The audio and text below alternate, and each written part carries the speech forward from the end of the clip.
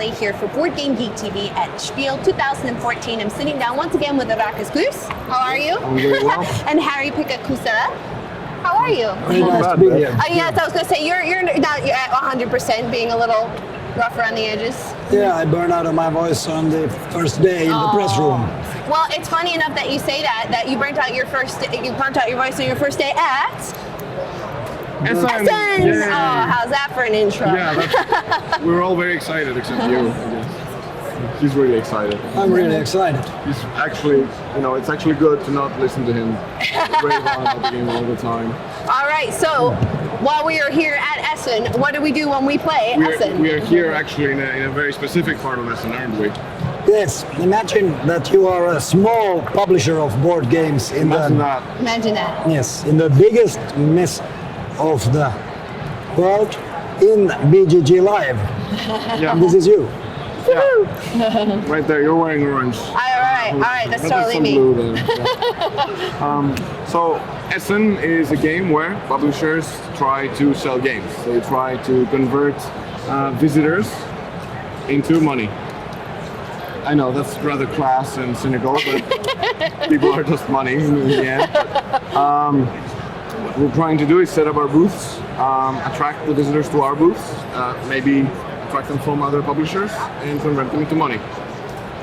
In the game, the players will go through a number of phases all at the same time, and at the end of the 5th phase, we go to the next round. There are 8 rounds in the game, representing the 4 days of a major board game convention fair. We had to pick a name, so we just spun the globe and put the finger, and there's this little town in Essen, right? Whoa! In Western Germany called Essen, yeah. Great coincidence that we're here. So in the first phase, you can do it as we go along as well. We first take 3 starting money around in our back office, and in the first phase we set up our booth. Basically, you have to decide how many tables you want to have as demo tables, which is the default, which generates buzz. Each one of them generates 1 buzz and may generate another. So what you're trying to do is set up your sales booth, placing sellers, like so, paying them €1 per. Even if they're volunteers, you still have to give something. So you take 2 of your starting money and throw them out there. Okay. We all do that in turn order. He decided on 3, I decided on 2. I know that. So what we're trying to, so what we're seeing here in the central board is that 30 people will be coming. It's the reverse of the demand tile. The next tile under that will tell us how many of our booths will actually sell.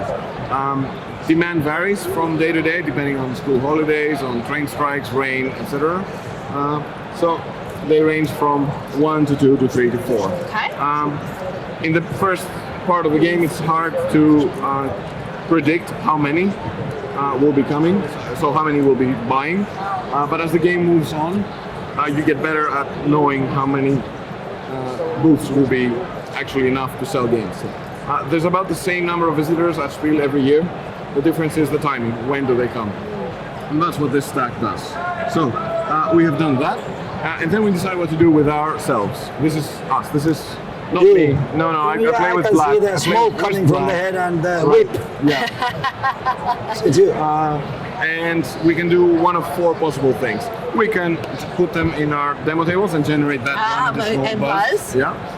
We can sell. So you just take a seller tile and put it there for free. That's you doing that, spending your time doing this. We can try to generate word of mouth in front of other booths. So cosplay, music, all the things that you see all around us right now. Yelling in a costume. Guy dressed up like a pharaoh, selling, throwing games on the crowd. That's heard him earlier today. Yeah, twice. All right. Anyway, and the 4th thing you can do is you can decide on some business action. So you can run a sale, a special offer. So you take that tile and you put it in front of you.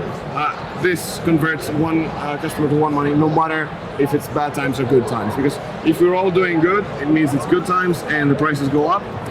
Mertzverlag and ESSEN, blessed be their services, tend to really make it expensive for all of us to be here, as you guys know as well. So the prices can go up or they can go down. And if they go down, times are bad, and we switch to every 2 visitors giving Get us you more money. money. But if you have thought ahead, you get a sale and you enforce a 1-to-1. The other thing you can get is ads. So the ads, you put them next to your player board and they generate additional buzz. So this is added to your buzz rating, and they add more special extra visitors. Well, those represent the local gamers that will come if we all together generate enough ad buzz, in the streets. And then finally, you can hire accountants, usually in the later game, to help you massage the books. They help you become more successful because by the end of the game, you'll have different stacks of, I think you can see that, Yes. of money. You always place the money on the round where you made it. Yeah. And in the end of the game, you will see in graphic form how well you did on each Yeah. day. Yeah, literally like a Yes, bar like a graph. curve, yes. Yeah. And these endgame bonuses are represent distributors, wholesalers, and distributors like to see the piles go up, up, up, up. So the best progression gets the first bonus. The wholesalers want something that will sell every day, so they check for the least sales day. Of each player, of each Yes. booth. And whoever had the highest of those. Highest of the Yeah. weakest. Yes. Yep. Yes. And Or you get finally- an accountant, because there are only one kind of magician in the world, the accountant who can make money appear on different days in the books. Yeah. Basically, with one of these, you can make any 3 movements of tiles between. Between your piles. Exactly. And after we all choose our action, we basically, let's say I did this, we can then flip the tile. Deal the visitors. Yeah, there you are. So as we expected, 20 visitors come to the fair.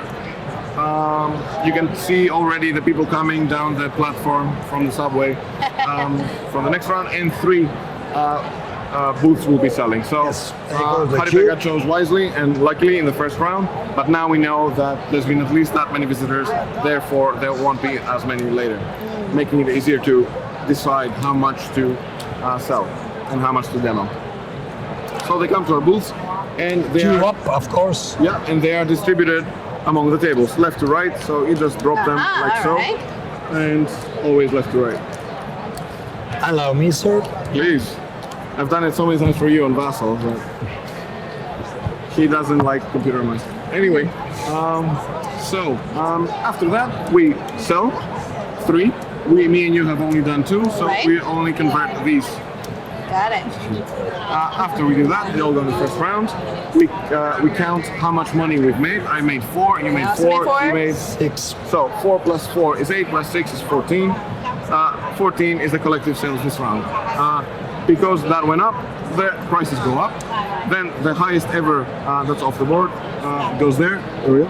Just to do it. And- Determines our yeah. high water mark And for because the good days versus bad yeah. days. And because the highest ever marker went up, so does the bonus strike. So the better, most consecutive days we have with the collective sales increasing, the more bonuses we'll have at the end of the game. The more good deals in the end. It was a good spiel. That's right. So we've figured that one out, and now we do the buzz phase in reverse player order. So me and you have a buzz rating of 3. We do it from. Oh, I'm last and turn late. Okay, so I'll do it first. Oh yes, because it's our turn order. And I do it with either one of my neighbors. Right? I have a buzz of 3. He has a buzz of 1. Therefore, I can steal 1 pile of his. He will come to your booth next round. Yes, indeed. Driven So by I the take that here and put it in the queue. in the queue for the next round. And with you, I tie, so nothing happens. Then you get to do that, and you also tie with me. And but I have no one to steal. exactly, so I got it all. That's why being last in turn order can be a good thing. And then Haripeka goes, and of course he loses both of us, and then we clean up. So we take any remaining visitors and put them in our queue area. Okay. They'll line up again. We clean up our sellers. Another round starts. Where these were from, they come back to the back office, and another round starts. How long do you think a full game takes? It takes about 45 minutes. 45 minutes with 4 people, players. if they know how to play. 60 minutes with new people. We've done it here. Yeah. And in playtesting, through Vassal also the same times. and shorter time for sure, less people. And with 2 copies of the game, you can actually play with up to 8 players. Ah, oh, that's Because fun. the back of the central board can be extended. Oh, Oh, and by the way, we have some special prototypes, like we said, BGG. Then we have the currywurst and WC. So you understand how Oh, that yes. works, yeah? We have the press room, which we set up earlier. The more people go, the less useful it is. And finally, we have the waffle and various forms of spread on it. Stand. And for more randomness, we have the special volunteers and the ESSEN monsters. That's a mini expansion also. oh, fun. And that comes in the base game as well. Well, I thank you both for giving me a sort of strange meta experience while we're sitting here. It's weird, right? It is a little weird, I gotta say. But that is ESSEN. Thank you.